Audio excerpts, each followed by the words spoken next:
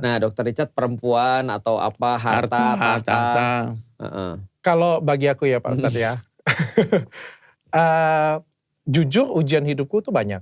Oh banyak ya? Banyak, banyak. Tapi aku beruntung Pak Ustadz. Ada satu kata yang merubah pandanganku tentang ujian hidup. Dulunya aku nganggap ujian hidup tuh berat. Tapi sejak satu kata ini, aku sebut aja ya, sejak aku belajar Islam dan sejak aku Islam, aku benar-benar merubah pandanganku tentang ujian hidup. Ada satu ayat yang mungkin berkesan bagi aku. Aku minta maaf ya kalau misalnya aku salah, tolong koreksi ya kalau aku salah. Depan Ustadz lagi aku ngomong kayak gitu.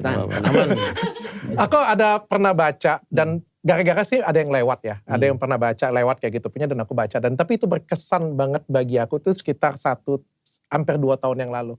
Ayatnya kalau aku salah itu ayat Al-Baqarah tentang Alhamdulillah. Kalau aku sederhanakan, ujian itu ada 3. Ujian itu ada 3. Yang pertama adalah di dalam Al-Quran bala. Bala ini adalah orang-orang muslim, orang-orang yang bukan muslim semuanya dapat. Asal dia bernafas dia dapat bala. Bala itu adalah ujian yang semua orang dapat, itu bala. Yang kedua namanya musibah. Musibah itu adalah ujian customized, tailor made hanya pada orang-orang aja. Jadi musibahnya Dr. Richard pasti beda dengan musibahku.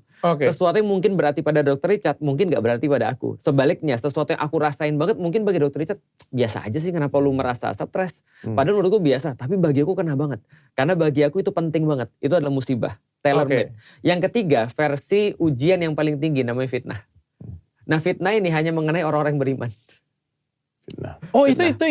Itu yang paling tinggi. Itu yang paling tinggi. Makanya Allah sampaikan di dalam Al-Quran, ahsibanna su'ayutraku ayakulu amanna wahum la yuftanun. Apakah mereka dibiarkan mengatakan saya beriman sementara mereka tidak dikasih fitnah?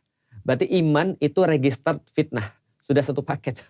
Kak, aku masih ke Ko Felix dulu. Ko Felix kan tadi kan yang paling tinggi adalah fitnah. Tutorial bagaimana cara kita menghadapin fitnah di agama Islam bagaimana Ko? Nah, itu tutorialnya ayat berikutnya. Pertama menyadari bahwa fitnah ini adalah sesuatu yang wajar dan pasti terjadi.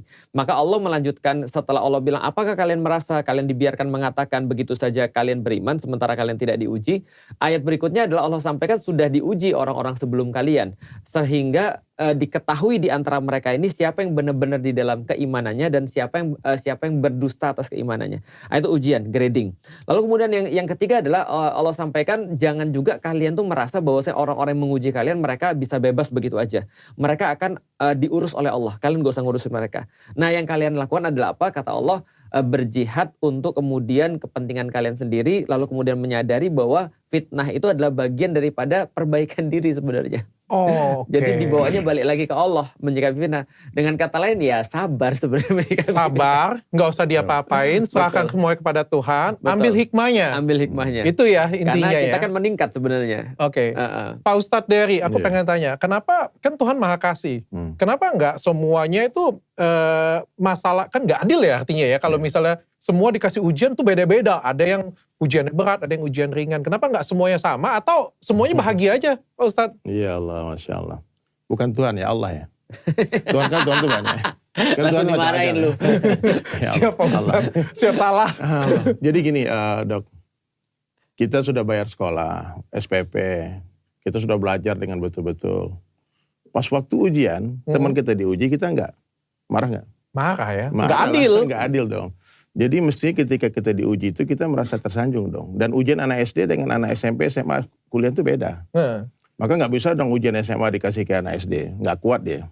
Tapi kan ada orang yang pintar. Iya, Allah enggak. Jelas Allah katakan kalau aku uji kamu, itu pasti kamu sesuai dengan kemampuanmu masing-masing. Setuju. Jadi sebetulnya ujian itu sudah ada jawabannya. Semua akan baik-baik saja, semua nggak akan ada masalah. Cuma ada 2 yang disukai, yang tidak disukai. Ujian yang disukai ini, kamu bersyukur dan memuji aku, kata Allah. Kalau ujian yang kamu tidak sukai, bersabarlah dan ihtisab, mengharap pahala dari Allah. Jadi syukur itu akan mengangkat derajat kita, sabar itu menggugurkan dosa. Jadi dua-duanya baik. Kalau dapat perkara yang disukai, berarti kita alhamdulillah, puji Allah. Kalau dapat perkara yang tidak disukai, maka kita bersabar, ihtisab. Yang jelas, Allah Ta'ala tidak pernah berbuat zalim. Dalam hadis qudsi itu Allah jelaskan, ya ibadi, wahai hamba-hambaku, ya, ini haram tu zulma ala nafsi. Aku mengharamkan kezaliman atas diriku.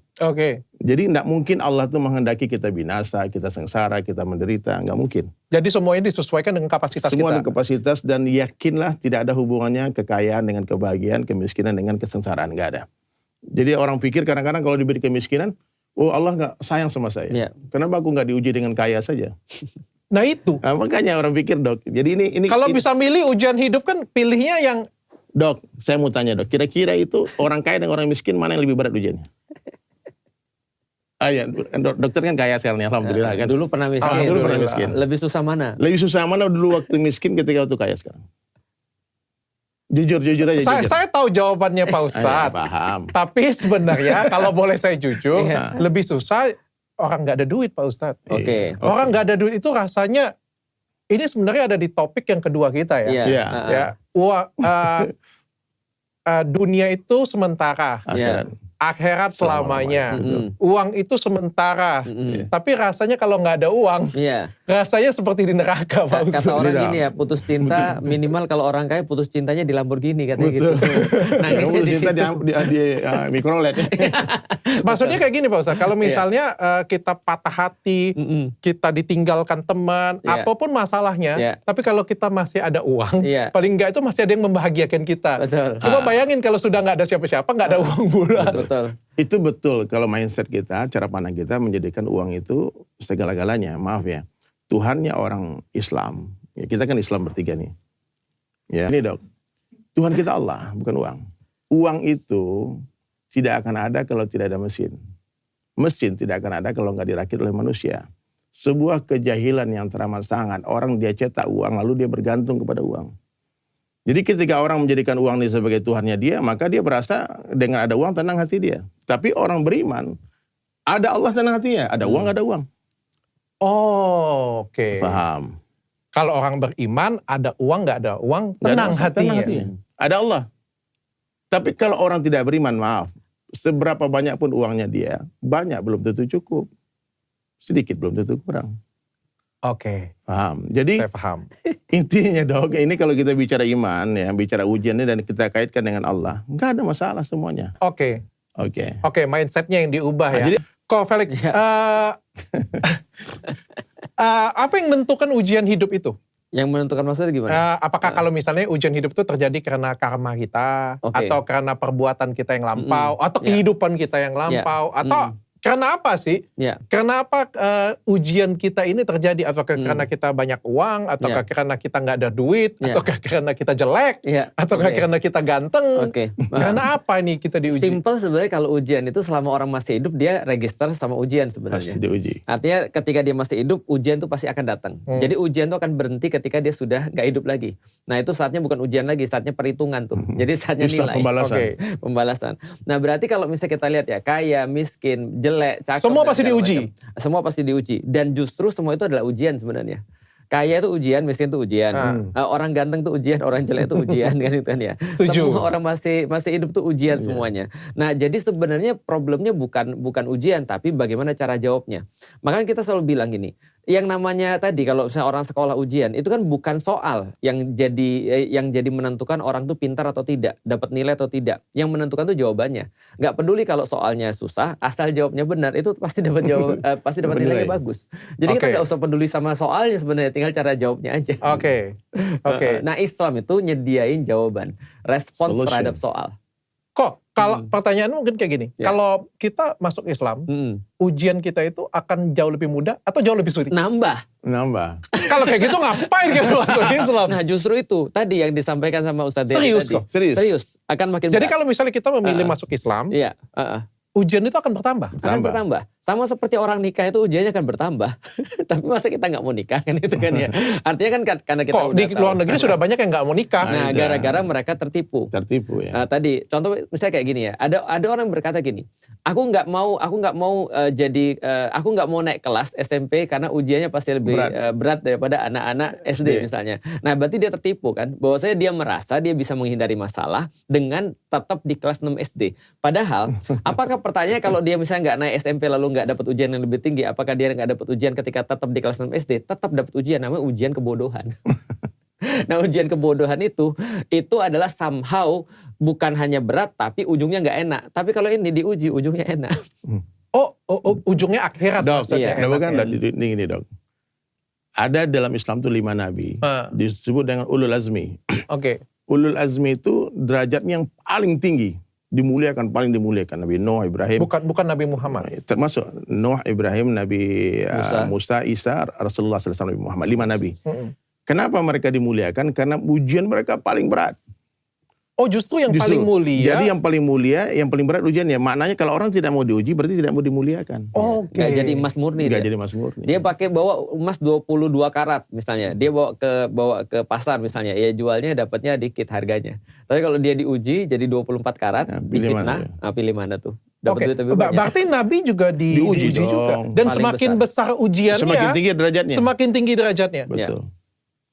Tapi Pak Ustadz Dery, aku kebetulan ada beberapa belajar lah ya agama lainnya. Aku belum pernah loh dengar apa yang kata Ko Felix tadi. Itu tadi? Iya, aku agak shock tadi ketika Ustadz Felix tadi bilang, Ko Felix tadi bilang bahwa kalau masuk Islam justru lebih berat. Aku nggak pernah, aku nggak tahu ya, sorry ya kalau misalnya ilmu aku agak kurang ya kalau agama lain ya. Memang agak kurang sih, aku minta maaf sebelumnya. Tapi aku nggak pernah dengar maksudnya itu kalau kita beribadah agama ini cobaan yang datang akan lebih berat. Seperti air bah yang datang kata Iya, kalau Ustadz bilang kayak gitu, kalau kalian memeluk agama Islam, maka cobaan dan ujian yang datang akan lebih berat. Aku rasa kosong masjid. Iya, takut ya orang ya. Iya. Nah, ada tambahannya. Kalau kita misalnya belum di dalam Islam, kita dapat ujian juga kan, karena ada bala kan ya. Nah, tapi kalau dan itu kita juga nggak punya standar untuk bisa menjawab itu. Tapi kalau kita udah masuk Islam, backingannya beda nih sekarang ini. Artinya gini, contoh ya. Ada orang dalam. Ada orang dalam. Anggaplah kita sama-sama anak kelas 6 ya. Anak kelas 6 plus minus kali bagi itu berat bagi mereka. Oke. Tapi bagi anak S3 plus minus kali bagi itu nggak usah mikir. Kenapa? Karena level mereka sudah naik. Nah, Islam menyediakan backingan itu. Kamu punya kemudian jawaban, kamu punya textbook yang isinya jawaban semua, kamu punya yang bisa nyelesain seluruh permasalahan, asal kamu percaya, asal kamu yakin seperti kata Ustadz Dery tadi. Nah, karena itulah sebenarnya kalau kita masuk Islam, bukan hanya memang ujiannya nambah, tapi kita juga punya backingan yang lebih tinggi. Nah, bagiku itu fair sih. Iya, fair aja. Iya, karena orang lihat kita, ini kayak berat banget, bagi kita biasa aja. Gitu kan. Karena kita udah punya backingan yang lebih tinggi. Seperti tasbih putus, ini kan putus, banyak ujian. Tapi setiap ujian ada jawabannya. Oke. Pak Ustadz, kenapa sih ujian, kan ada orang yang merasa itu ujian hidupnya itu bertubi-tubi. Dia sudah baik, dia sudah berbagi, dia sudah, pokoknya anak baik lah ya. Baik banget lah. Gak macam-macam. Gak macam-macam, gak aneh-aneh gitu. Tapi ujian hidup dia itu seperti datang bertubi-tubi. Kita tambahin, sementara ada yang selingkuh. Ada yang apa namanya? Diulti langsung oleh Ko Felix. Ada yang apalagi maling. Iya. Koruptor. Tapi hidupnya baik-baik aja. Nah itu tambahin. Itu namanya istidraj dalam Islam dong. Kucing dikasih makan, tikus juga dikasih makan. Kadang-kadang makanan tikus ini lebih bagus, lebih mahal daripada makanan kucing. Kucing gak perlu iri dong. Karena dalam makanan tikus ini ada apa? Pasti ada racunnya. Meskipun kita dikasih bekas-bekas sisa makanan, tapi ini dikasih karena disayang. Jadi kalau kita dalam Islam itu kita diuji, itu kan Allah sayang dong. Allah sayang, Allah pengen kita kuat. Allah pengen kita tahu jawabannya. Allah pengen kita naik level, naik kelas. Jangan kamu di sana terus. Jadi kalau aku itu diuji perempuan, saya biasa cerita ke istri. Istri saya kan, dokter ketemu saya selalu ada istri saya kan. Iya, betul. Gitu. Cuman istri saya agak egois betul. Gimana? Jadi panjang nih juga. Karena istri saya itu bapak ibunya orang Morotai, asli. Manusia biasa, tapi dia bidadari. Asik. Gitu. Bapak ibunya manusia biasa, tapi dia bidadari. Kok bisa? Tapi ini namanya ujian hidup atau kelemahan sebenarnya. Saya tuh sama istri saya tuh nggak bisa jauh. Maksudnya, saya ini orang yang nggak bisa hidup mandiri dok. Kalau mandi harus dimandiin, kalau makan disuapin. Nah, kayak gitu. Jadi kalau dan saya sebetulnya saya ini terlalu besar untuk satu orang istri sebetulnya. Cuman saya kan gitu ya. Aku no comment. Tapi setiap orang artinya punya masalah hidup masing-masing dan masih manusia ya. Iya. Kalau Ustadz Felix Shaw sendiri ujian hidupnya yang paling besar apa? Jawabannya agak sedikit. Jadi malu aku. Jujur. Apakah wanita juga? Sekarang kan image-nya Ustadz Felix ini kan laki-laki setia dengan satu istri. Kan kita jujur, pernah nggak diuji perempuan? Diuji perempuan nggak pernah, gue alhamdulillah. Tapi menguji perempuan pernah? Nggak pernah juga, alhamdulillahnya ya. Gak pernah kok? Nggak pernah aku. Pernah gak kok ngeliat cewek kayak gitu punya? Pernah, di luar istri, suka kan? Cakep, cantik, pengen memiliki. Pernah Song Hye Kyo. Kan lagi banyak tuh iklannya. Syukurnya Song Hye Kyo gak mungkin mau dengan komen. Jangan salah, dia sekarang udah janda loh. Oh iya. Dia tinggal masuk Islam dulu aja baru kepertimbangkan. Sekarang nih kayaknya di podcast ini kita ditanya-tanya tapi kita nggak tanya apa ujiannya dokter Nanti Richard. belum Ustadz Felix dulu. Ustadz Felix dulu ujian terberatnya apa? Ujian terberat bagiku sebenarnya cuma satu sih. Ketika kita berdakwah dan kita harus mendapatkan mendapatkan penolakan justru dari orang-orang muslim. Dan bukan dari orang muslim biasa, tapi orang-orang muslim yang kita harapkan kita bahwasanya muliakan, kita muliakan, kita harapkan bahwasanya dia sudah ngerti dengan Islam sebenarnya. Nah, artinya itu yang menjadi problematika sih bagi aku. Di situ aku merasa sedih, di situ aku merasa kayak kok gini amat gitu, maksudnya ketika kita berdakwah malah kemudian ya capek-capek gitu kan, yang ngisi kajian judulnya udah putusin aja terus diusir, padahal kajiannya udah putusin aja gitu kan. Tentang masa pacaran dan segala macam. Tapi aku lihat loh kok ini kok masih banyak masalah-masalah lain, ada narkoba, LGBT, pelecehan seksual dan segala macam, itu mereka nggak ngurusin tuh. Tapi ketika ada orang-orang yang berbeda pendapat mungkin dengan mereka terus kemudian nggak suka terus sampai persekusi. Nah itu bagiku ujian terberat sih sampai sekarang. Aku sangat paham kok, aku salamin dulu kok. Aku juga aku sangat paham persis apa yang Koko rasakan. Tapi bagaimana cara Koko melewati masalah itu? Karena jujur aja kok ya, pasti ada rasa benci dong. Koko, aku kan kenal Ko Felix. Aku tahu juga kapasitas ilmunya. Aku juga mungkin kan kalau kalian melihatnya sebatas di kamera ya, sebatas cuma tahu keilmuan Ko Felix. Tapi aku tahu banget beliau adalah orang yang seperti apa, yang menggebu-gebu untuk berdakwah atau memberikan edukasi secara Islam. Mungkin ya. Tapi kan persepsi orang kan berbeda-beda. Tapi kan banyak yang hujat Koko. Banyak yang tolak Koko. Bahkan banyak yang cancel juga. Banyak fitnah. Baik fitnah. Betul. Dan ini kan dilakukan bukan orang yang non-muslim. Bukan sembarangan. Orang muslim loh yang lakukan ini loh. Bahkan gak non-muslim. Padahal yang Koko lakukan kan untuk dakwah Islam. Pasti ada rasa benci dong. Iya, kadang-kadang pengen ngajak main bola sih orang-orang kayak gitu. Terus sliding gitu. Maklum masih manusia, aku bukan kayak Ustaz Dery ya. Ya Allah. Ya tapi kalau aku ya, ketika aku lagi sedih banget, waktu itu aku ingat banget aku buka Quran. Karena kan orang muslim kan kalau dia lagi sedih banget ya kemana lagi kalau bukan ke Allah kan ya. Namanya manusia kita nggak tahu pikirannya kayak apa. Jangan-jangan dia senang ngeliat kita sedih kan itu kan ya. Jangan-jangan dia juga merasa ya urusan dia lebih penting daripada urusan kita, lebih berat daripada urusan kita. Yaudah kita buka Quran, dan pas waktu itu aku buka Quran, aku dapat surat Yusuf. Dan akhirnya aku ngerti, seolah-olah Allah pengen bilang sama aku gini, Lik, ini kayak kamu tuh lagi mau main bola 11 orang. Nah kalau misalnya kamu gak 11 orang, kamu gak bisa masuk lapangan. Walaupun ada di antara timmu yang sekarang yang benci kamu tetap harus masuk ke lapangan 11 orang. Kalau gak 11 orang gak bisa main nih kita nih. Nah, bagaimanapun juga aku harus punya tim lengkap untuk nyatuin semua muslim, baru kemudian bisalah tegak kemudian Islam yang aku bayangkan kan gitu kan ya. Nah itu kalau aku sih. Jadi gini ya. Balik lagi soal ujian, duit sama nggak punya duit. Mungkin bagi Dokter Richard nggak punya duit itu lebih problem daripada nggak punya duit. Tapi kenyataannya adalah selalu yang lebih itu lebih berat daripada yang nggak. Contoh ya misalnya ya. Masuk akal. Syaiton itu nggak pernah gagal ketika dia disuruh ujian susah. Suruh ruku lama dikit nggak masalah. Sujud tambah 300 tahun nggak ada masalah. Sujud tambah lagi 100 tahun nggak ada masalah. Dia lewat semua itu. Tahu nggak ujian dia apa? Ngelihat newbie. Dan Nabi Adam diciptakan lihat newbie. Tersinggung. Kenapa? Nah dia diciptakan Nabi Adam, terus dia bilang ini, Allah kan bilang, aku akan nyiptain satu makhluk yang akan nanti jadi pengelola bumi. Dia pikir gantiin gue dong. Kan gue yang mengelola bumi selama ini. Kan iblis kan. Lalu iblis kan beribadah terus nih. Lalu kemudian dia ngeliat apa istimewanya makhluk ini. Ketika dia ngeliat gak ada bagus-bagusnya, maka muncul kemudian ujian dia. Jadi ujian dia bukan ketika yang susah-susah. Ujian dia itu justru yang paling mudah. Ketika ngelihat Adam, newbie, dan dia harus menuruti Allah untuk sujud pada Adam, dia nggak mau. Dia merasa punya ilmu. Merasa tersaingin. Bukannya tersaingi, tapi merasa dia punya ilmu. Dia merasa lebih dulu, dia merasa lebih tahu, dan segala-galanya. Dia dari api, Adam dari tanah. Betul, lebih. Berarti itu juga ujian-ujian yang sebenarnya terjadi pada masyarakat yang nonton-nonton juga ya kadang-kadang ya? Benar. Merasa menghakimin karena mereka ngerasa lebih tahu, lebih senior, lebih pinter.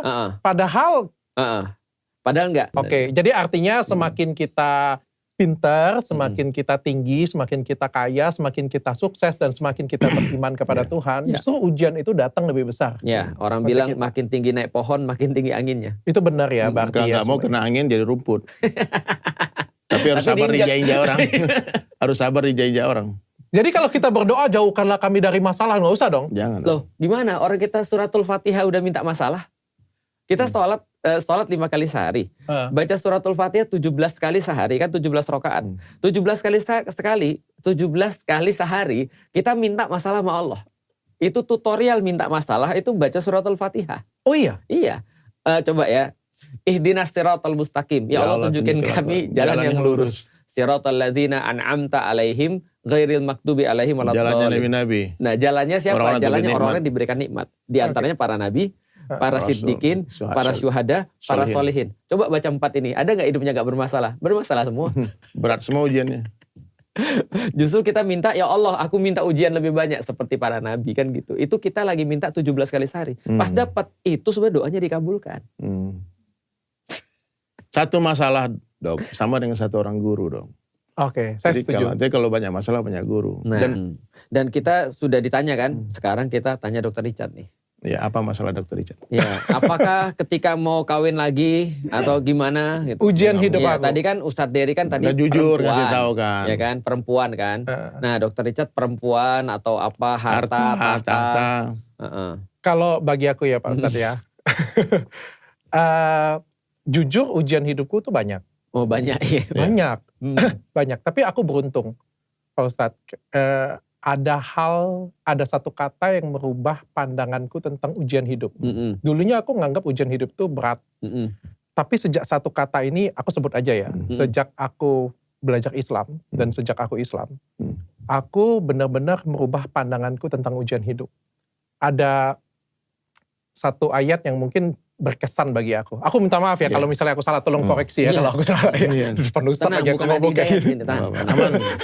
Aku ada pernah baca dan gara-gara sih ada yang lewat ya. Ada yang pernah baca lewat kayak gitu punya dan aku baca. Dan tapi itu berkesan banget bagi aku tuh sekitar hampir 2 tahun yang lalu. Ayatnya kalau aku salah itu ayat Al-Baqarah tentang dan sesungguhnya kami itu pasti akan diuji dengan sedikit ketakutan, dengan kelaparan, dan dengan pengurangan harta. Tapi berikan kabar gembira bagi orang yang sabar, orang-orang yang terkena musibah. Mereka berkata, inna lillahi wa inna ilaihi raji'un.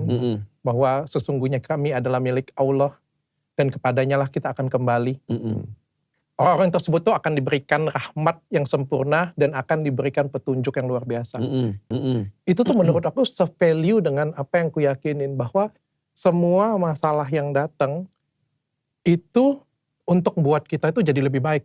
Seperti yang dijelasin Pak Ustadz tadi dari awal sampai pertengahan tadi, bahwa apa yang dikasih itu sebenarnya bukan masalah. Kalau kita nganggap itu masalah, itu jadi masalah. Bahwa ini sebenarnya adalah berkat rahmat yang dikasih oleh Tuhan untuk kita.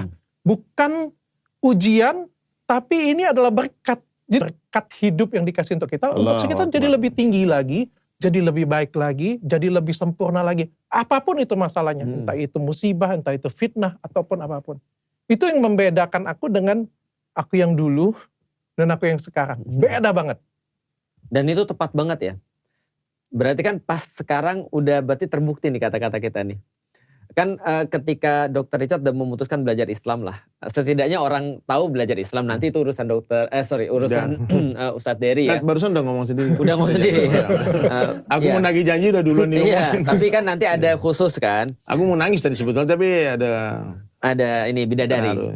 Nah jadi itu kan pas banget kan. Pas akhirnya baru kemudian kebuka, terus kemudian dapat fitnah kan, dapat masalah-masalah. Macam-macam. Tapi aku nggak jadi masalah Pak Ustadz. Bedanya kayak gini ya. Ketika dulu, aku tuh ngerasa dulu tuh hidupku sempurna. Aku punya semuanya. Aku punya uang, aku punya keluargaku bahagia, aku punya perusahaan besar, aku punya semuanya. Hidupku tuh sempurna. Keluargaku baik, dan cilakanya aku tuh berpikir semuanya ini terjadi karena aku. Allahu Akbar. Aku yang hebat, aku yang keren, aku yang luar biasa, aku yang pintar semuanya. Dan ketika aku diuji masalah, aku tuh ngerasa kayak, aku sempat marah. Dan somehow aku tuh malah tidak mengakui adanya Tuhan. Jadi ini bukan lagi masalah agama sih, agama apa aku sih. Tapi aku sendiri nggak mengakui adanya Tuhan. Aku tuh dunia banget. Aku itu hidup untuk dunia. Dan aku nggak percaya namanya akhirat ya. Kita kebahagiaan ada di dunia ini. Bahkan kemarin mungkin banyak yang sudah tahu juga aku punya masalah dengan salah satu artis Karput kan. Itu ada kemarahan dalam diri aku. Ketika aku kasih edukasi tentang skincare abal-abal, pada waktu itu kita sempat seteru, aku minta maaf. Oke lah, apapun masalahnya itu, aku minta maaf. Aku nyatakan permintaan maaf itu berkali-kali dan aku anggap dia adalah istri seorang pemuka agama. Dimana harusnya mencontohkan hal yang baik dong. Ketika dia nggak melakukan itu dan dia masukin aku ke penjara walaupun 1 kali 24 jam. Bayangkan kemarahan besar ada dalam diri aku dan kebencian besar dalam diri aku kayak gitu punya. Bahkan pernah terlontar dalam mulut aku pada waktu aku menang pra-peradilan. Jadi kita gak usah debat lagi. Pra-peradilan aku menang dinyatakan tidak bersalah, 2 status tersangka aku bubar. Dan aku pernah dipenjara, kan sakit hati. Dan aku ngomong, aku tidak akan pernah memaafkan kamu. Sampai mati aku tidak akan pernah memaafkan kamu. Tapi di sini aku pengen tarik kata-kata tersebut. Aku sudah memaafkan beliau, aku sudah mengikhlaskan semuanya. Dan semuanya itu terjadi karena aku salah satunya belajar Islam. Berarti sudah humble down ya? Enggak, beda Pak Ustadz. Jadi setelah aku masuk Islam, seperti yang diceritain Pak Ustadz tadi, masalah itu jauh lebih besar. Aku sangka Kartika Putri kemarin itu adalah masalah yang terbesar dalam hidup aku. Ternyata ada lebih besar lagi. Lebih besar lagi. Berarti bisa diatur buka puasa bareng nih sama Kartika Putri ya? Bisa. Mungkin bisa diatur. Nah, mungkin kalau beliau mau ya. ya. Habis nonton ini pasti akan baik-baik saja. Maksudnya tuh setelah kejadian, aku pikir setelah belajar justru kan jadi lebih ringan badaiku, jadi lebih tenang. Ya kan pikiranku kayak tadi kan kita dapat bonus dong. Namanya belajar ya kan dapat bonus lah kan. Ini enggak. Justru badai yang datang tuh lebih berat lagi, lebih besar lagi. Aku difitnah. Fitnahnya sangat besar. Bahkan bukan cuma difitnah. Kalau cuma difitnah itu biasa. Sudah difitnah, jawaban apapun yang aku lontarkan tidak didengarkan. Gak ada yang percaya penggiringan opini. Karena kenapa aku ngomong fitnah ya? Karena ini sudah dicek oleh institusi ya. Karena kan kalau kita ngomong aku benar, Ko Felix benar, Ustadz Dery benar, ya semuanya ngerasa benar semua ya. Tapi kan yang paling bijaksana adalah kita kasih institusi berwajib yang mengecek semuanya dan mereka menyatakan semuanya fine-fine saja, nggak ada masalah. Pihak berwajib juga polisi sudah ngecek semuanya fine-fine saja ya. Bagi aku itu sudah cukup. Tapi apapun yang terjadi, semua fitnahan, semua apapun yang datang, aku justru jadi lebih tenang. Jadi lebih bijaksana, jadi lebih apa ya, nggak marah. Justru aku Pak Ustadz, aku tidak benci sedikit pun dengan orang tersebut. Allahu Akbar. Demi Tuhan, demi Allah, aku tidak benci sedikit pun dengan dia. Bahkan sebut nama dia, aku gak ada kebencian sedikit pun. Gila kan? Dan aku tidak, bayangin ya, waktu zaman Karput dulu, berapa banyak aku konvensi pers. Hampir setiap minggu, pokoknya ada masalah, konvensi pers. Dikatain, jawab, kayak gitu. Ini, enggak, aku gak ada keinginan untuk menjawab, bahkan ya udah. Karena bagiku, profesional. Dunia itu karena ada yang kekejar, ya udah kalau mau fitnah aku ya udah pokoknya aku lurus aja kayak gitu punya. La ilaha illallah. Koreksi aku kalau aku salah ya Pak Ustadz ya, koreksi aku kalau aku salah ya. Karena aku pikir ya kayak kata Pak Ustadz yang diajarin ya, aku mengenal ada satu kata sekarang, kebahagiaan dunia dan akhirat. Yang dulunya aku cuma tahu dunia doang. Oke, berarti ada sesuatu hal yang aku akan dapatkan nanti di akhirat. Ketika aku seperti ini kan, ketika aku dizolimin, ketika aku difitnah, ketika aku dikata-katain, ketika orang ngomongin aku mencari uang dari agama. Mungkin Pak Ustadz, terutama Ustadz Dery tahu, Pak Ustadz Dery pernah datang ke rumah aku. Sebelum aku belajar Islam, sebelum aku kenal Ustadz Dery, rasanya aku sudah cukup berada Ustadz Dery. Jadi untuk apa aku cari uang dari agama kayak gitu punya. Palembang kita tuh waktu launching rumahnya dokter. Mendingan kita jadi pengusaha daripada jadi ustadz kalau mau cari uang. Betul. Dan aku tuh dari kan seolah-olah dibuat seolah-olah tuh aku tuh memanfaatkan agama Islam. Padahal sebenarnya dari 2 tahun yang lalu aku sudah belajar, aku sudah login apapun Dok, lah itu. Dok, aku mau tanya dong, apa alasannya 2 tahun dokter itu rahasiakan dan ngomong selesai. Ya. Sebetulnya ini aku ngomong nih di depan dokter. Ini klarifikasi yang resmi ya. Resmi ya. Kalau kemarin kan baru IG. Betul, baru IG aku sendiri aja tuh karena aku putuskan sendiri untuk mengumumkan nih karena ini orang nih betul nggak Islam sih. Aku coba ngomong bantah nggak? Kalau bantah kan nggak jadi. Sama berarti minta maaf berarti. Jadi diam kan. Ustaz dari yang klarifikasi yang di tag aku. Jadi gini, sallallahu alaihi Nabi. Jadi waktu itu, ini klarifikasi. Pertama kenal Dr. Richard, aku diundang podcast. Gara-gara Gus Samsudin dulu kan. Ya, betul. Heboh itu. Itu jauh ya sebelum download. Jauh. Karena kan orang kayaknya melihat Dr. Richard itu kayak belajar kan di download. Itu jauh sebelum download ya. 1 tahun sebelum download. 1 tahun, pas Samsudin berarti ya. Jadi itu podcast kita itu daging semua omongannya. Dr. Richard tuh adabnya hati-hati. Sebelum minta maaf dulu, takut salah kan. Saya bilang ya. Dan waktu itu saya sempat ngomong mau bangun masjid. Dan Dr. Richard waktu itu langsung declare dari kecil, dari dulu tuh aku pengen bangun masjid. Kan. Dalam hatiku nih, wah hatinya udah cinta sama Islam. Kan. Nah, dalam hati, tapi gue langsung doa. Waktu itu aku ngajak Dr. Richard masjid, sampai gue doa, ya Allah jadi berilah hidayah Dr. Richard. Amin. Terus ngobrol terus. Coba boleh teman-teman dicek lagi ya podcast pertama kami waktu itu. Dan sudah ada nada-nada Dr. Richard tuh mau login, mau masuk Islam. Akhirnya kami ketemu lah di Palembang. Akhirnya Dr. Richard Lee bangun masjid lah dengan nominal yang luar biasa menurut saya waktu itu. Karena tidak ada satu orang muslim pun yang berdonasi sendirian sebesar itu. Nah, aku bikin kaligrafi di Masjid Baitur Rahman Palembang. Terus waktu itu Dr. Richard juga masuk ke masjid. Dan saya cerita waktu itu, ini kalau dokternya muslim membantu itu manfaatnya dunia akhirat, bukannya di dunia. Kalau ini di dunia aja, kalau bukan Islam berbuat kebaikan di dunia aja. Dan waktu itu habis itu lama kemudian aku diajak lah makan kulineran, mau ke makan pempek, makan apa lagi Dok? Es kacang. Es kacang. Mencelor. Di es kacang itu aku live TikTok. Aku masih ingat tempatnya es kacang. Aku live TikTok.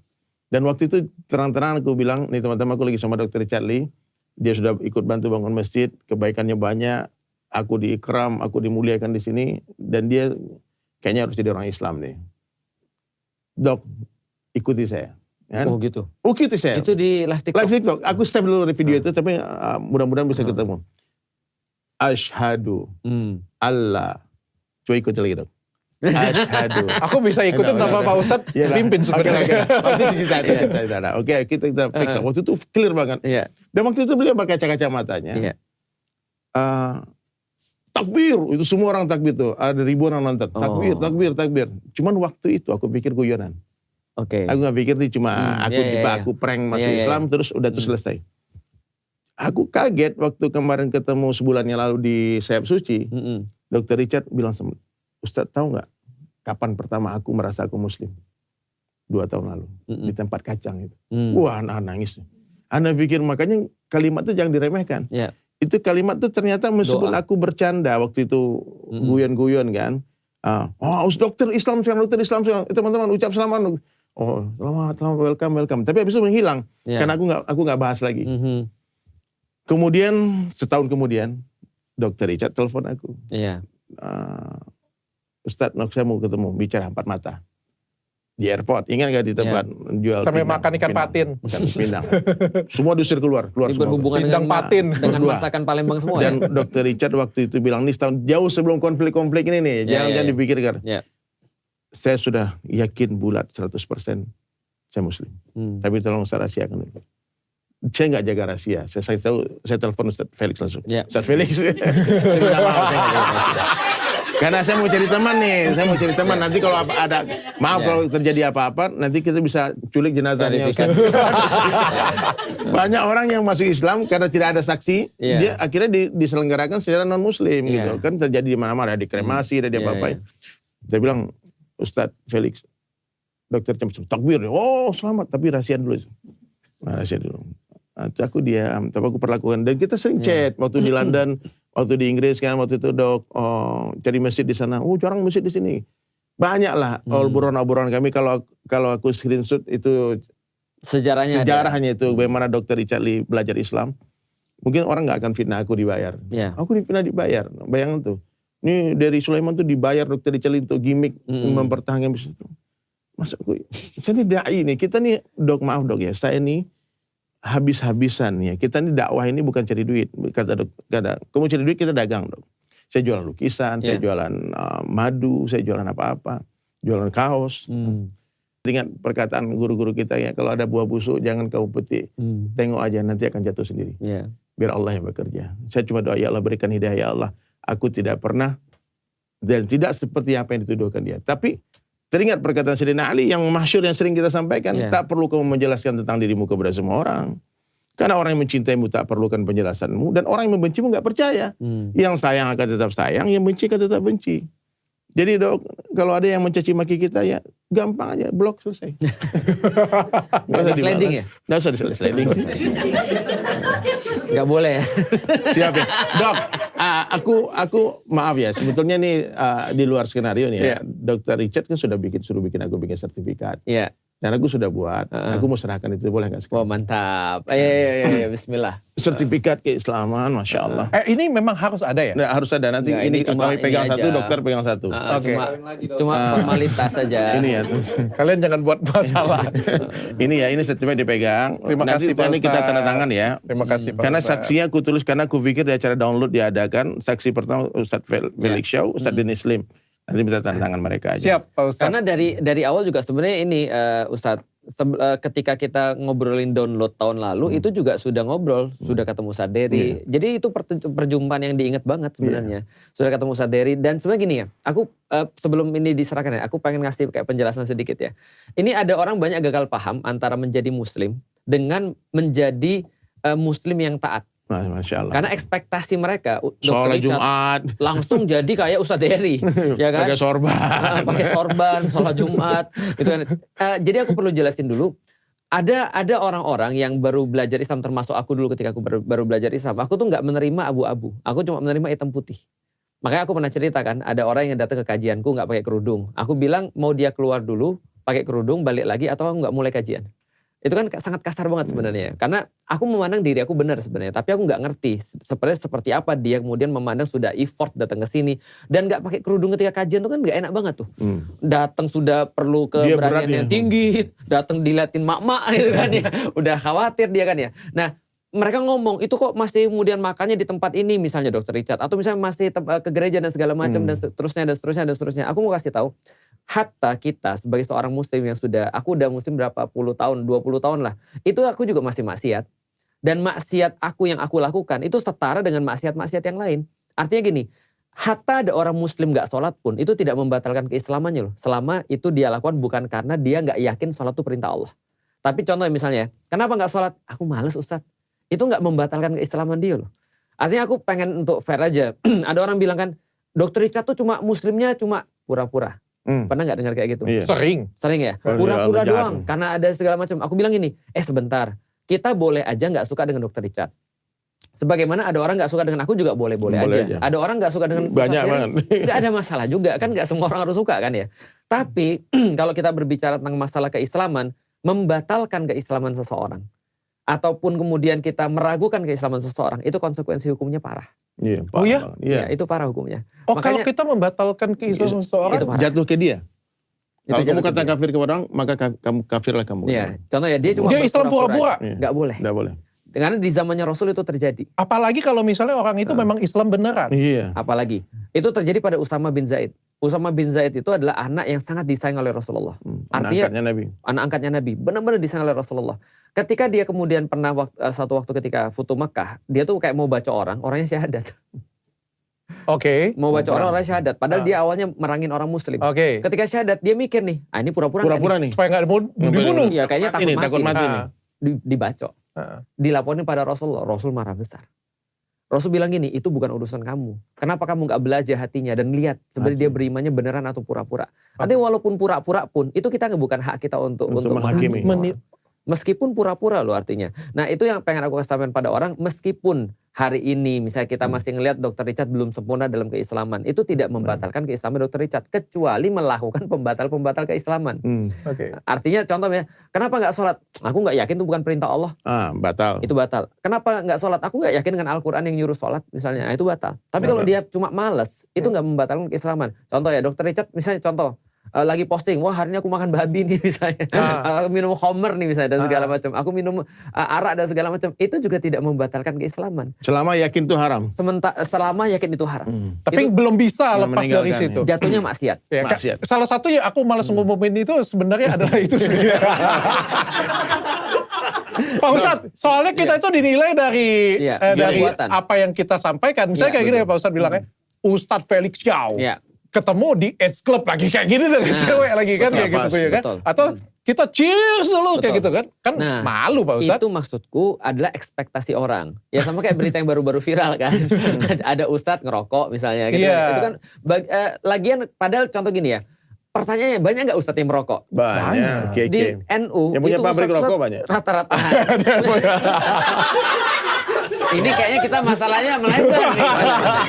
Gak apa-apa, emang kenapa emang? Banyak kiai loh. Ustadz-ustadz di NU kan pada merokok ya. Aku dulu ustadku di NU juga ngerokok juga sama. Bahkan ketika kita ngobrol sama dia, itu murid-muridnya nyediain dua bungkus supaya dia tetap bisa ngisi. Abis itu rokok berhenti dia ngisi. Nah artinya dia juga merokok kan, dan itu nggak ada masalah, udah umum. Cuman masalahnya adalah ekspektasi orang ke dia tuh nggak ngerokok. Karena kemana-mana ngomongnya rokok haram. Rokok haram. Atau cuma ngomongin sunnah gitu. Sedangkan rokok kan nggak sunnah dalam tanda kutip kan itu kan ya. Nah maka ekspektasi, menurutku ya, aku senang ekspektasi orang ke Dr. Richard, mereka ngelihat Dr. Richard itu soleh. Orang baik. Maka ekspektasinya kan yang membuat mereka akhirnya kecele. Karena DSHS kan yang bimbing kan, masa dia nggak ngikut guys. Jadi gini. Justru itu aku malu. Minimal pakai tongkat dulu lah. Dok. Jadi dok, aku kasih tahu. Aku kasih tahu ya teman-teman semua ya. Kalau kalian mendengar orang masuk Islam. Takbir, Allahu Akbar. Kemudian tahniyah, ucapkan selamat, dan yang ketiga beri hadiah. Betul. Meskipun Dr. Richard ini multimilioner, dia adalah asnaf yang 8. Dia adalah orang yang berhak menerima zakat. Mualaf, betul. Mau nggak tapi? Ya, coba sebentar. Mana aku kasih hadiah. Ini hadiah udah dikasih. Tergantung berapa banyak. Kalau dikit nggak mau. Nanti kalau itu di TF aja ya. TF. Ini sajadah tempat ibu-ibu sholat. Jualan online ya. Ini titipan dari Kohani. Siap. Masya Allah. Kohani, Kristianto. Ini sajadah, diterima dok. Terima kasih Pak Ustadz. Masya Allah, terima kasih. Dan ini ada satu buku tata cara sholat, dan ini luar biasa buku ini, panduan praktis hijrah. Berat bebanku hari ini. Ini semuanya ada dok, ada Asmaul Husna, terus ada gerakan sholatnya, ada foto ada gerakannya semua, dan bahasa Arabnya, kemudian juga ada bahasa Indonesianya, ya. Jadi dokter bisa baca ini pelan-pelan. Siap. Kalau itu aku utang tuh. Pas aku pas kemarin ke Palembang karena nenekku wafat. Terus kemudian aku dari Turki ke Palembang, terus kemudian agak nggak enak badan. Dokter Richard WhatsApp aku. Pengen belajar sholat. Nah itu nanti tanggung jawabku tuh. Nanti aku khusus datang untuk ngajarin sholat. Kabar gembiranya sedikit-sedikit sudah bisa Pak. Hilang pahala aku nih. Tapi kalau misalnya kau mau Felix, tapi aku mau perjelas ya supaya nggak salah paham ya. Dan ini juga kasih perspektif juga. Karena menjadi seorang mualaf pindah itu nggak gampang teman-teman. Aku ngomong itu tidak gampang. Ketika kalian tuh nyinyirin di tempat kita, dan dikatain dari tempat sebelumnya. Dan aku punya pemahaman, aku tidak mau memeluk agama Islam, atau aku tidak pengen punya agama Islam, tapi aku menyakitin hati orang lain. Aku nggak mau. Di sini aku di depan guruku. Ketika aku ngomong aku Islam, sebenarnya aku cuma curhat ke dua guruku. Dan bagiku ini adalah agamaku dengan Tuhan. Aku nggak peduli orang lain mau tahu nggak tahu, bukan urusan kalian. Ini bukan masalah kalian, bahkan ini bukan masalah istriku sekalipun. Ini adalah masalahku dengan Tuhan. Aku cerita dengan Pak Ustadz pun tujuannya adalah tolong bimbing aku, tolong ajarin aku, bukan aku pengen pamer kayak gitu ya. Tujuan aku adalah aku pengen ajarin aku, dan juga aku pengen kasih edukasi ke masyarakat. Makanya aku ajak collab Felix pada waktu itu. Ada tujuan yang pengen aku sampaikan ke masyarakat supaya aku juga bermanfaat dan berguna. Dan aku sering cerita loh. Aku sering kasih Felix kan. Apa yang terjadi di keluarga aku. Aku ditolak oleh mamaku, oleh keluargaku ditolak. Dan itu nggak gampang sedikit pun, amat sangat tidak gampang. Aku rasa Felix juga sama kok kelakuannya. Dan apa ya, kalau misalnya aku memeluk agama Islam terus aku nyakitin hati mamaku, untuk apa? Untuk apa aku tuh merasa aku kayak punya Tuhan, aku ngerasa kayak punya akhirat, Tapi aku nyakitin teman-temanku, aku nyakitin keluargaku, aku nyakitin saudara-saudaraku. Aku nggak mau. Lebih bagus kalian caci maki aja aku, karena ini adalah hubunganku dengan Tuhanku. Nggak ada hubungan dengan yang lain. Dan aku bilang kalau memang aku mau cari duit, dari 2 tahun yang lalu sudah ini kulakukan. Betul. Dan aku masih ingat banget Dr. Richard bilang kenapa ini nggak mau dipublis dulu, karena tadi nggak mau orang-orang tuh menganggap bahwa ini adalah cara untuk eksis. Karena memang banyak orang-orang tadi ya shortcutnya ketika dia pengen eksis dalam tanda kutip, dia jadi mu'alaf misalnya. Nah Dr. Richard nggak mau, makanya 2 tahun. Makanya beberapa orang nanya aku gini, ketika ini balik lagi ya, ketika Ustadz Dery klarifikasi, yang ditekan aku. Aku cuma ngomong pada beberapa orang yang dekat sama aku, aku bilang Dr. Richard sudah Islam sebelum download. Aku cuma bilang gitu aja. Cuman kita nggak ngomong. Waktu itu yang saksinya siapa? Waktu itu saksinya kalau di Yuk Ngaji ada Fuad sama Rizko. Yang waktu itu kita lagi Stick 21. Wah, kalau nggak enak aku jadi Ustadz Dery ketemu sama Dr. Richard tempatnya di kacang merah. Sama es kacang sama satu lagi Pindang. patin. Pindang patin. Kita ketemu pas dia tadi ngomong ada saksi tadi di karaokean kita. Pak Ustadz, yang penting gak di Starbucks. Karena kalau di Starbucks lebih viral Pak Ustadz. Enggak, ini tempat makan ada tempat karaoke-nya Ustadz. Tapi makanannya halal. Makannya halal. Ya tahu. Aku karaoke di sana terus. Oh iya gitu. Sama juga. Enggak, jadi ada waktu itu cuma sekedar intermezzo aja. Ada saksinya waktu itu ya Dr. Richard ngomong begitu. Aku nggak mau ngomong karena aku nggak mau orang-orang nyangka bahwa aku nyari sensasi. Ya Nah akhirnya yaudahlah kita menghormati keputusannya Dr. Richard waktu itu, dan ya akhirnya kita tetap koordinasi sama Ustadz Dery, ngobrol-ngobrol, ya akhirnya ya sampailah dengan hari ini. Cuman ya memang kadang-kadang ya maunya Allah ya kayaknya ya. Allah kuasa. Allah yang berkuasa, lalu Allah yang mau, ya Allah pilih momen yang terbaik. Walaupun momennya bukan yang mungkin momen yang paling yang kita anggap pas gitu ya. Tapi ya dia kalau menurutku ini sudah momen yang sangat pas. Ini bukan masalah permasalahan Pak Ustadz. Karena ini sudah dari 2 tahun yang lalu dan ini artinya bukan exit yang aku buat ya. Ini adalah momen yang sangat pas ketika apa? Pak Ustadz tau gak, sebelum aku duduk di sini bersama-sama, aku ngomong dengan mamaku loh. Mama gak apa-apa? Mama bilang apa? Aku ngomong dengan istriku dan aku ngomong dengan mamaku. Doakan semua guys. Dan aku artinya kasar ngomongnya kayak gini ya, selama 2 tahun ini aku berstrategi. Bagaimana caranya aku belajar dulu, menunjukkan sikapku, menunjukkan kelakuanku. Aku ngerasa aku jadi lebih baik. Kalian nilai aja sendiri selama 2 tahun ini. Kalian nilai sendiri dalam 2 tahun ini. Sebelum 2 tahun kemarin bagaimana Dr. Richard itu selalu merespon apapun dengan kemarahan, selalu merespon apapun. Selama paling enggak setelah download lah ya, aku jadi lebih tenang, jadi lebih bijaksana. Mudah-mudahan ya, aku enggak sempurna ya sekali lagi ya. Tapi aku berusaha menunjukkan diriku yang jauh lebih baik. Paling enggak aku pengen jadi yang lebih baik. Pengen jadi manusia yang lebih baik. Dan aku tunjukkan dengan keluargaku dulu, itu dulu.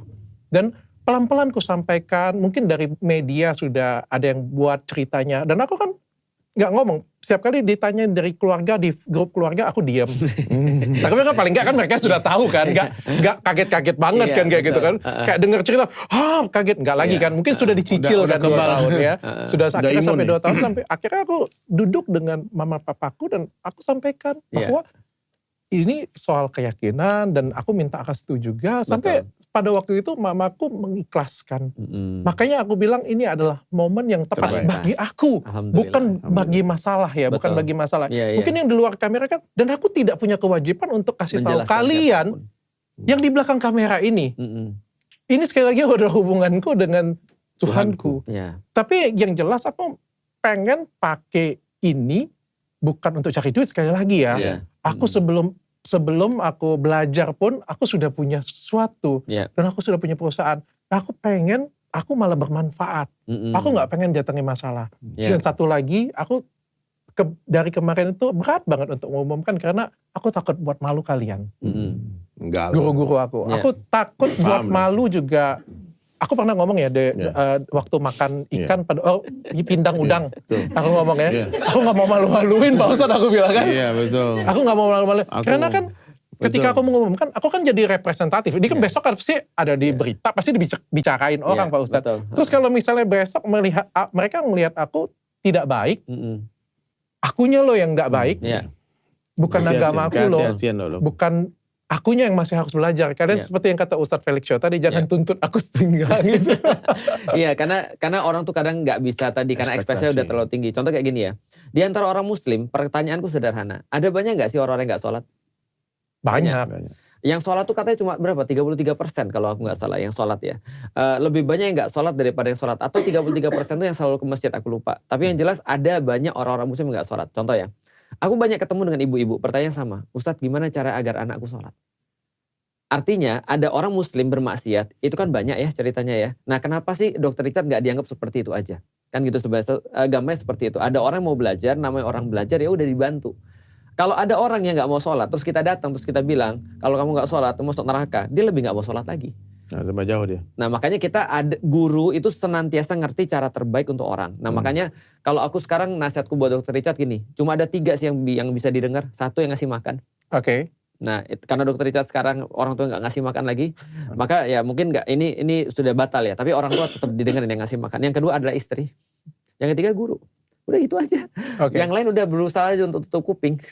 Karena nggak ada gunanya. Karena kita rahasia formula hancur adalah mendengarkan setiap omongan orang. Apa kata orang? Tapi amazing sih, aku juga nggak begitu peduli ya. Maksudnya setelah mendengar itu ada rasa sakit ada. Ya, apa yang pasti. Pak Ustadz rasakan tuh, aku ada sih ngerasa kayak jualan agama, ngerasa ini kayak gitu. Mereka Pengen sliding ada? merasa paling tahu aku kayak gimana kayak pengen gue jitak kepalanya.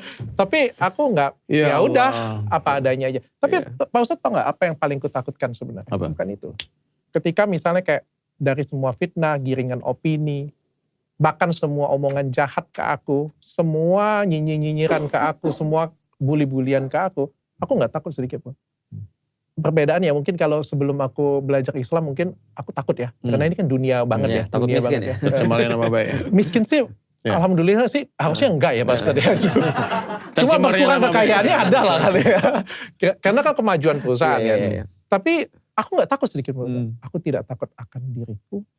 Aku tidak takut akan istriku, aku tidak takut akan keluargaku. Maksudnya aku nggak takut mereka masalah, karena aku bisa melindungi mereka semuanya. Aku nggak takut sedikit pun. Ketika kau ngata-ngatain aku, bilang produkku jelek, klinikku jelek, aku nggak takut sedikit pun. Karena aku bisa melindungi diriku sendiri dan aku bisa melindungi anak-anakku. Tahu nggak apa yang paling aku takutin setelah aku belajar Islam? Yang paling aku takutin ternyata adalah karyawan-karyawanku. Ya. Mulai mikirin ke arah yang lain. Pak Ustadz, aku ngelihat mata karyawanku, rasanya itu yang aku paling pikirin Pak Ustadz. Dimana aku ngerasa ini adalah kebanggaan karyawan-karyawanku. Athena ini bukan sekedar merek, Athena ini bukan sekedar klinik kecantikan, tapi ini adalah kebanggaan. Aku buat mereka itu masuk kerja dengan punya kebanggaan, kita di Athena loh. Dan kita selama ini tuh ngobatin pasien yang benar, ngobatin pasien jerawat, flek atau apapun buat orang jadi lebih cantik dengan cara yang benar, cara yang bagus. Kita nggak pernah pakai yang abal-abal, kita nggak pernah pakai yang salah. Kita selama ini kasih edukasi semuanya. Aku melihat mata karyawanku tuh datang dengan penuh kebanggaan. Aku kerja di Athena. Aku kerja di Athena. Dan ketika huru-hara ini terjadi, semua ngejelek-jelekin, framing, buzzer, fitnah atau apapun itulah aku ngomongnya. Yang aku khawatirkan adalah sebenarnya karyawanku. Bagaimana aku ngelihat mata karyawanku, aku sampai nangis. Bagaimana karyawanku sampai susah, bagaimana karyawanku kehilangan semangat, mereka nangis. Mereka nangis Pak Ustadz, mereka nangis ke aku. Dan aku sampai, mereka nangis itu bilang, mereka sedih, kenapa kita seperti ini kan. Aku sampai harus meyakinkan mereka, dan Pak Ustadz tahu gak, ini alasannya kenapa download juga gak hadir. Karena satu, Ustadz Felix Show memang punya kesibukan. Andai kata Ustadz Felix Show juga punya kesibukan, aku pun juga bisa gerak kok kalau aku mau. Aku bisa cari Ustadz yang lain, aku bisa gandeng multi platform, Pak Ustadz mungkin isi berapa episode, Ustadz Dery, teman-teman Ustadzku banyak kok. Tapi aku gak bisa ngerjain itu, kenapa? Karena aku kerja pagi, siang, malam. Aku kerja pagi, siang, malam, bukan untuk diri aku. Bukan untuk balikin Athena ini lagi, bukan untuk diri aku dan bukan untuk aku yang hebat, aku yang ada di sini. Aku lakukan ini Pak Ustadz untuk karyawan aku semuanya. Aku pengen kebanggaan karyawanku semuanya balik lagi ke Ustadz. Amin. Aku pengen keluarga-keluarga mereka itu bangga. Amin, insya Allah. Aku pengen, amin. Aku pengen bahagiain karyawan aku Pak Ustadz. Karena apa yang dilakukan ini bukan, impact-nya itu bukan ke aku Pak Ustadz.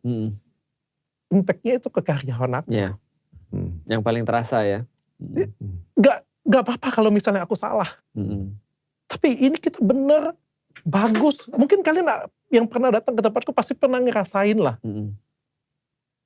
Kayak gimana bagusnya, bagaimana pelayanan kami. Tapi karyawan aku kan yang paling impact ini.